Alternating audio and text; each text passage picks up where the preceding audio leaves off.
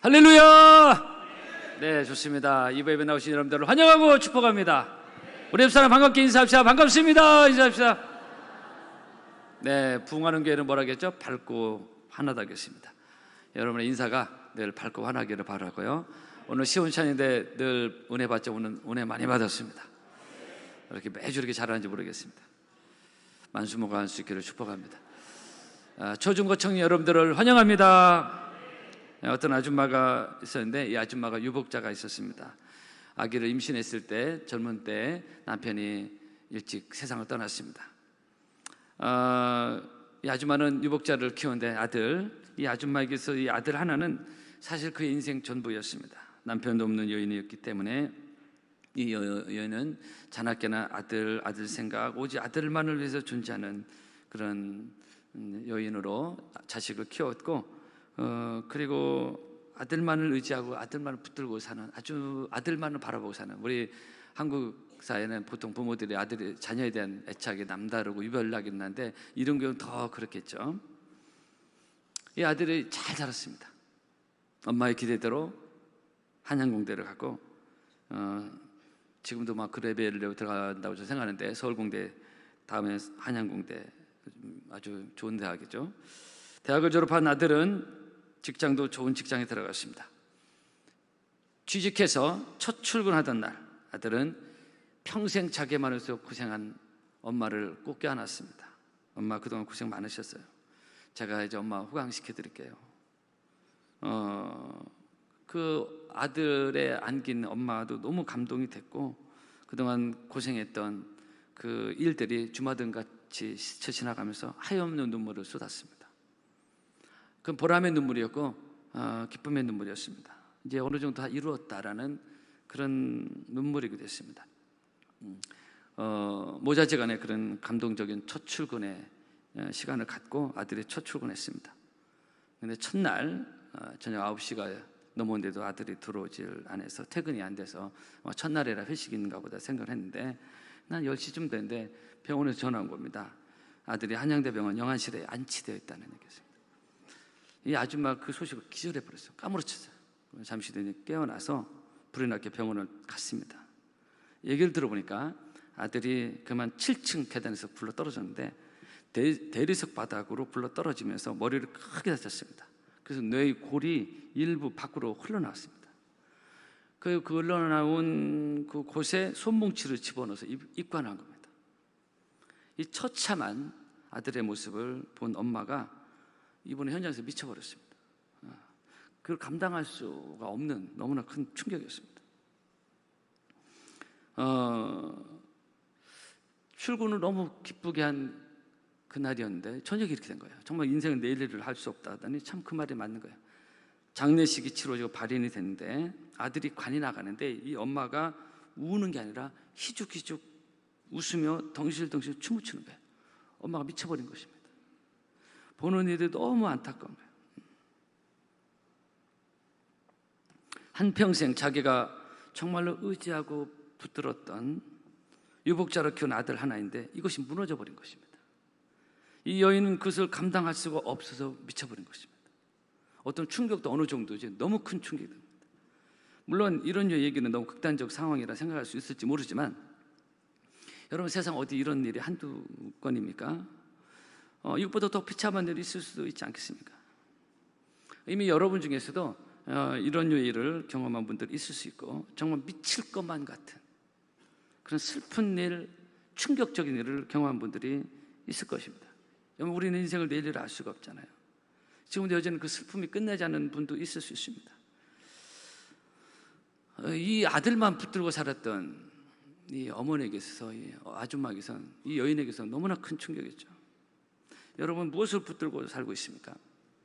여러분 무엇을 바라보고 살고 있습니까? 아니면 누구를 의지하고 살고 있습니까? 이 여인은 오직 자식 하나만 의지하고 살았는데, 여러분이 살면서 자식을 때로 의지할 수 있고요, 남편을 의지할 수 있고, 친구를 의지할 수 있는데요, 여러분 친구는 친하게만 지내면 되지 의지할 존재는 못 됩니다. 호스피스에는 대부분 말기 환자들이 많은 것을 우리 알고 있습니다. 시한부 인생을 사시는 분들, 이제 뭐 길어야 몇 달 살다 가시는 분들이 호스피스에 들어갑니다. 호스피스에서 약 1,400명 이상의 임종을 지켜본 분의 어떤 칼럼을 제가 봤는데요.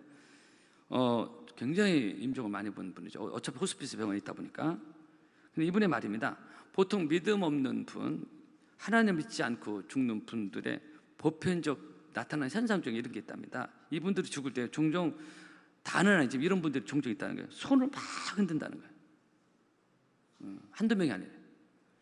이것은 뭐냐, 나 이제 간다, 안녕, 그게 아니라 뭔가 잡으려고 하는 거예요. 강한 액션을 취한다. 근데 잡을 게 없는 거예요. 잡혀지지 않는 거예요. 그래서 계속 흔드는 거예요. 자기가 인생을 동안 살면서 붙잡고 살았던, 의지했던 돈, 친구, 가족, 막상 이 세상 떠나려고 하니까 잡을 게 없는, 돈을 잡는다고 못합니까? 돈을 잡을 수도 없고. 친구, 임종 때 오긴 합니까? 죽은 다음에는 오죠. 가족을 붙잡는다고 안 갑니까? 뭐 그런 것은 뭔가 잡으려는 거야. 뭔가 잡으려는데 잡히는 거 없는 거예요. 그래서 막 손을 흔다는 거예요. 그래서 그때 말씀드렸지만 임종 시에 사람이 무언가 잡으려고 할 때는 두 손을 꼭 잡아주라는 거예요. 뭔가 잡으려고 하니까. 어떤 가족 중에는 죽어가는 사람이 뭔가 막 강하게 잡으려고 막 하니까 무섭다고 뛰쳐나온 경우도 있다는 겁니다. 왜냐하면 워낙 강하게 뭔가를 잡으려고 발버둥을 치니까 안 믿는 분들은 습득하고 무서운 거예요. 혹시 잡히면 같이 죽는 거 아닌가? 마치 물에 빠져 죽어가는 사람이 필사적으로 지푸라기도 잡으려고 하는 것처럼 죽음의 막바른 거기에 들어가면은 뭔가 잡으려고 한다는 거예요. 잡혀지는 게 없는 거예요. 근데 이분의 말입니다. 이 1,000여 명 이상의 임종을 지켜본 이분의 말이, 하나님 믿는 사람, 여러분들처럼 예배드리고 하나님 믿는 사람은 손을 흔드는 경우 거의 없대요. 왜? 이미 하나님의 손을 잡아주고 계신 거예요. 주님여 이 손을 꼭 잡고 가소서.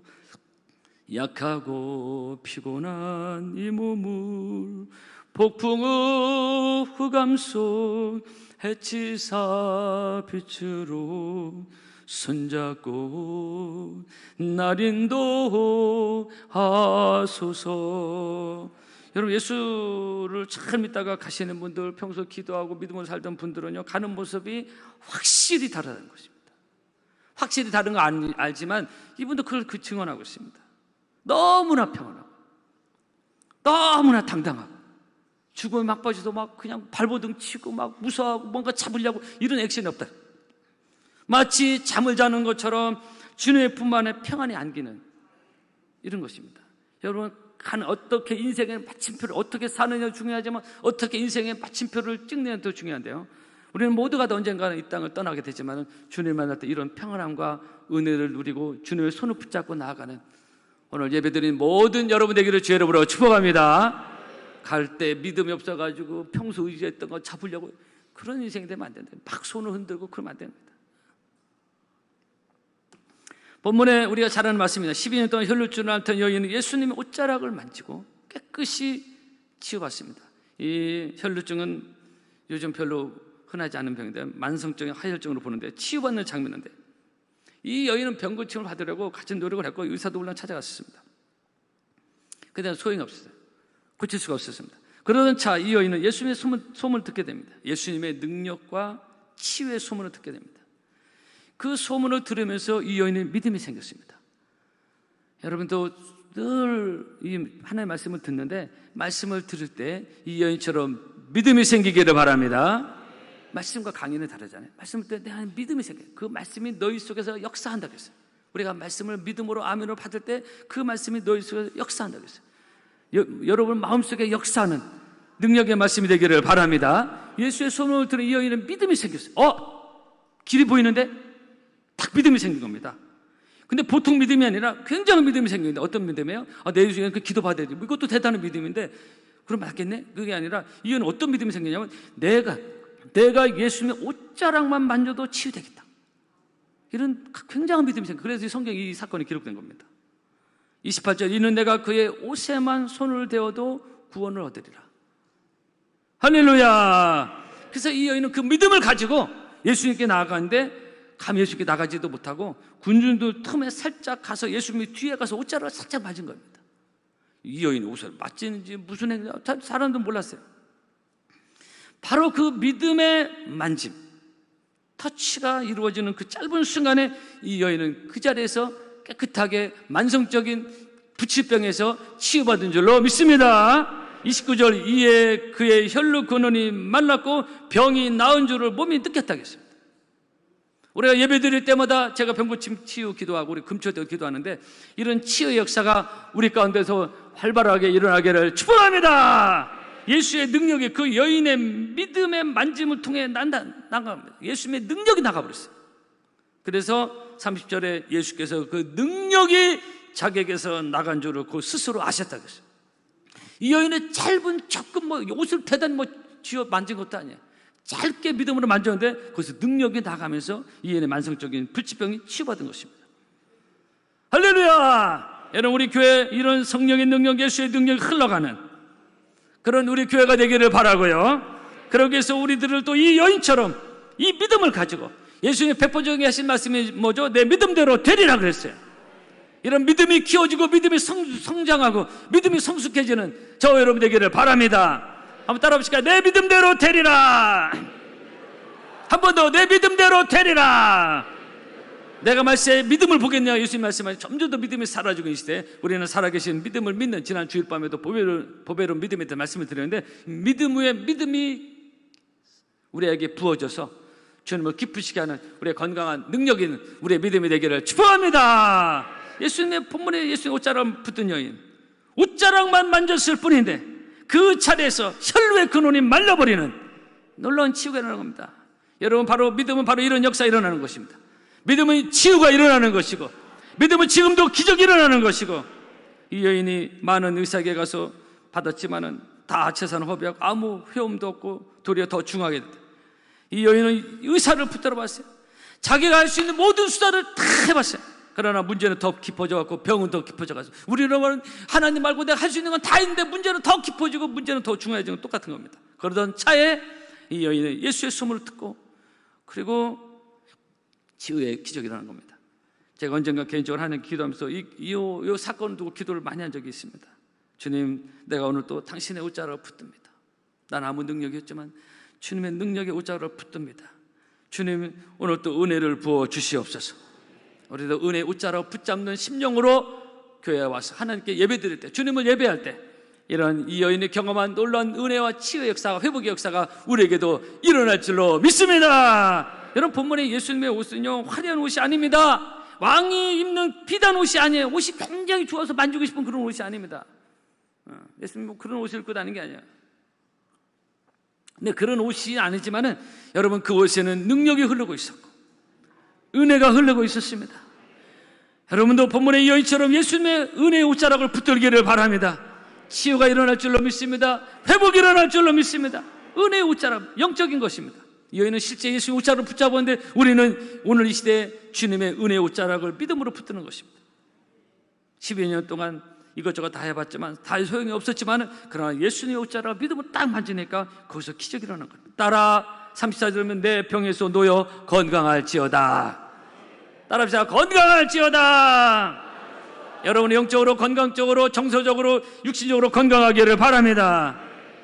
히브리서 9장입니다. 한 번 죽는 것이 사람에게 정하시고 그 후에는 심판이 있다고 했어요. 우리는 언젠가 다 죽습니다. 네. 우리는 언제까지 살 것처럼 생각하고 살지만 다 죽어요. 여러분, 이 세상 떠날 때 누구 손 잡겠습니까? 네. 누구 손 잡겠어요? 의사 손? 가족 손? 아내 손? 남편 손? 여러분, 사람들은 우리가 케어하고 품고 넓은 마음으로 가는 거지만은 우리가 붙잡을 손은 주님 손밖에 없습니다. 주님 손 잡아야 이 여인처럼 그 은혜의 옷자락을 잡아야 되는 것입니다. 서두에 그 아주머니 유복자, 그 아들 옷자락 하나만 붙들고 살았는데 이게 안 된 거예요. 여러분, 사람의 옷자락은 그것이 누구든 간에 잡으면 옷이 찢어져요. 네, 그 자식 옷이든 남편 옷이든 아내 옷이든 친구 옷이든 그 의지할 거 생각하고 그것만 바로 큰일 납니다. 옷은 찢어져요. 사람의 옷은 유한하고 한계가 있습니다. 찢어져요. 주님의 옷은 그렇지 않습니다.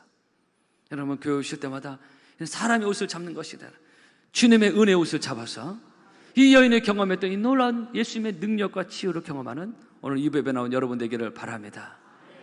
축복합니다. 여러분 이사야 6장에 보면 우시야 왕 죽던 해에 이사야 선지자 하나님께 기도하는 환상이 열리면서 하나님의 영광이 성전에 가득한 것을 보게. 그걸 표현한 말이 이사야 6장에 보면요, 주께서 높이 들린 보좌에 앉으셨는데 그 옷자락은 성전에 가득했다 그랬어요. 이 환상을 본 겁니다.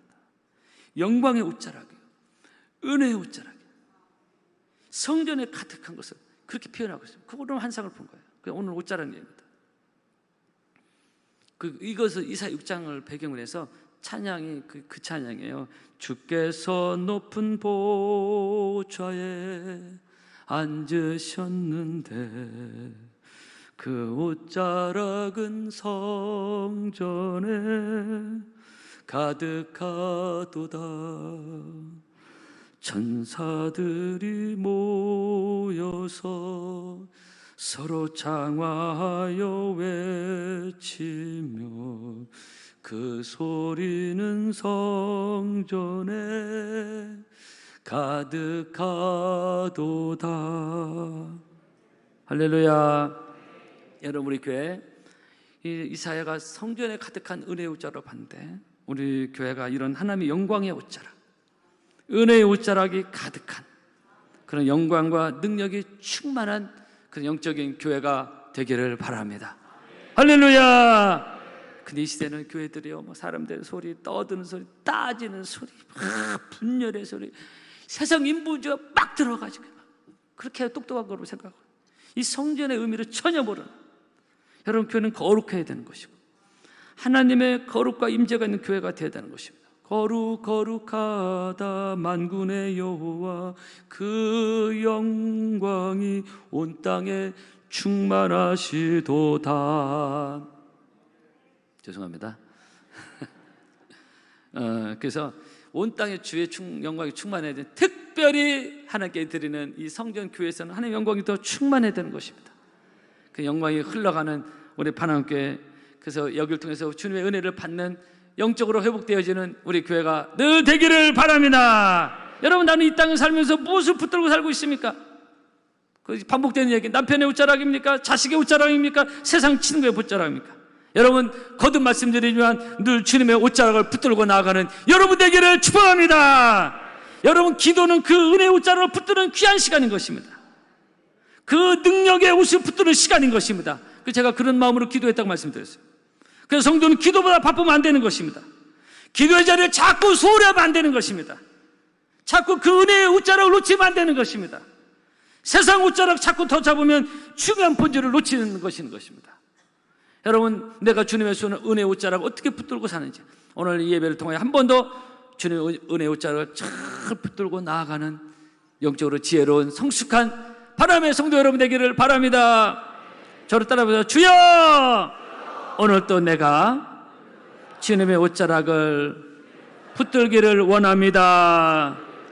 아멘.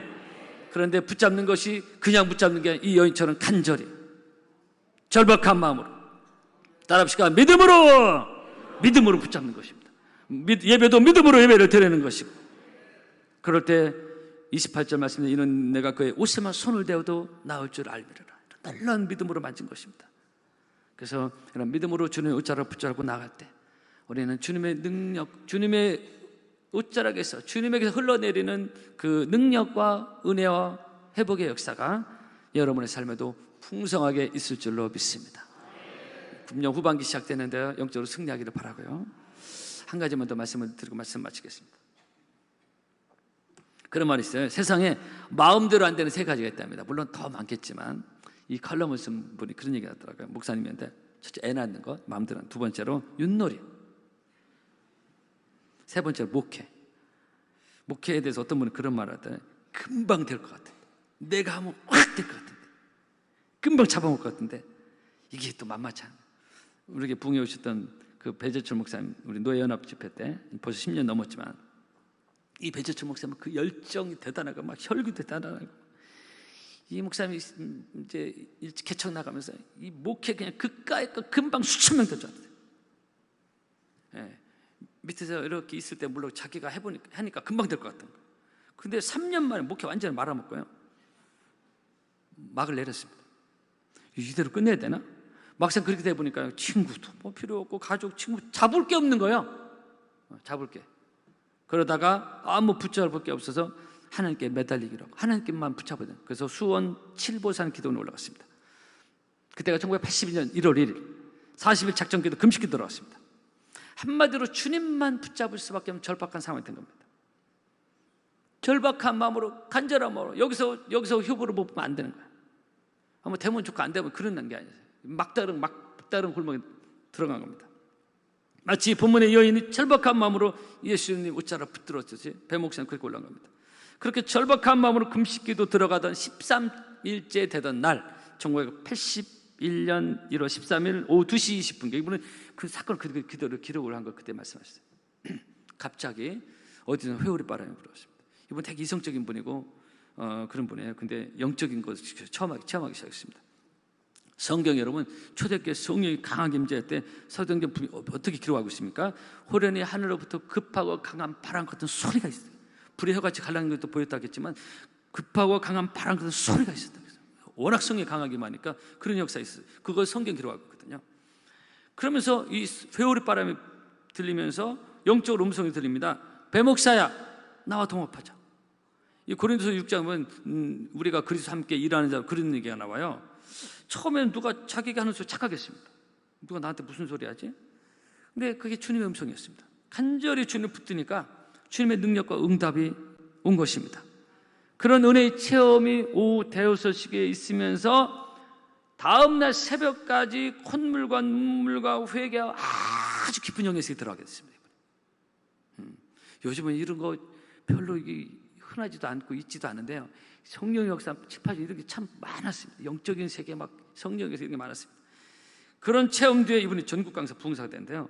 여러분 주님의 옷자락은 그냥 잡는 게 아니라 믿음으로 붙잡는 것이고 간절한 마음으로 붙드는 것입니다. 저는 그렇게 생각합니다. 신앙생활, 목회자나 평신도나 하나님 섬기는 것 다 비슷한데요. 간절한 마음으로, 절박한 마음으로, 사모하는 마음으로 나를 간절히 찾는 자가 나를 만나려고 했어요. 제가 사모하는 영혼을 만족해 하시면 주는 영에 좋은 곳을 채워주신다고 했어요. 제가 담임 목사니까 하나님께 은혜의 좌절을 쉽게 주고 아니에요. 제가 늘 말씀드리죠. 저도 매 순간 하나님 간절히 기도하고 집중해야 하나님 은혜를 주셔요. 우리 똑같습니다. 여러분 세상 것도 간절한 마음으로 해야 뭐 되는 거지 쉽게 되는 게 뭐가 있습니까? 영적인 말할 것도요. 하나님의 은혜의 귀한 값싼 것을 별로 관심도 없는데 주고 그렇지 않아요. 물론 예외적 하나님 부르심에 따라 할 수 있지만 간절한 마음으로 사모하는 곳에 하나님의 은혜가 임할 줄로 믿습니다. 이 여인도 그런 마음으로 예수님 옷자락을 붙드는 것입니다. 여러분 본문에 기적이 일어난 날 군중들이 인산이 내었죠. 예수님의 옷을 붙들고 만진 사람이 어디 이 여인 뿐이겠습니까? 많았어요. 우리나라는 예배드린 사람이 많았어요. 근데 실제 능력과 기적은 누구에게 일어났습니까? 그래서 누가 내 옷을 만졌다 예수님 말씀하시니까 예수님이 제자들이 누가 내 옷 만졌냐니까 이때 제자들이 뭐라 하겠습니까? 예수님 무리가 이렇게 많아요 주님. 이렇게 에워싸고 많은데 누가 만졌냐고 얘기하십니까? 여기도 치고 여기 치고 뭐 하지 않습니까? 그때 예수님 말씀이 뭐예요? 아니다. 능력이 내게서 나갔다. 누구에게? 믿음으로 간절한 마음으로 만진 이 여인에게 나간 것을 예수님 말씀하신 거죠. 그러므로 우리도 우리 거듭 말씀드리지만 예수님의 옷자락 어떻게 만져야 되냐? 간절한 마음으로 주님 앞에 나올 때도 믿음으로 만지고 마음을 다해서 만져서 여러분의 삶에도 은혜와 능력과 기적의 역사가 일어나기를 주의 이름으로 축복합니다. 그래서 예수님 말씀 내 마음을 다 한번 따라합시다. 내 마음을 다하고. 그래서 신앙생활은요 하나님 섬기는 거는 이 여인처럼 믿음으로 마음을 다해서 영적으로 집중해 나갈 때 우리는 살아계신 하나님을 만나게 될 것이고 이 여인이 이 놀라운 기적을 체험했듯이 여러분의 삶에도 금년 후반기에 간절한 마음으로 주 앞에 나옴으로 이런 역사와 기적을 체험하는 복된 역사와 열매가 있기를 주의 이름으로 축복합니다. 찬양하겠습니다.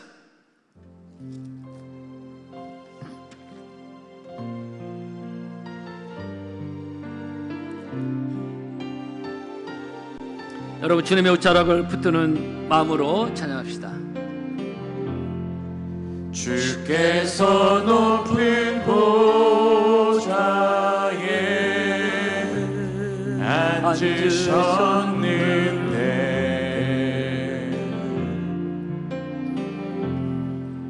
그 옷자락은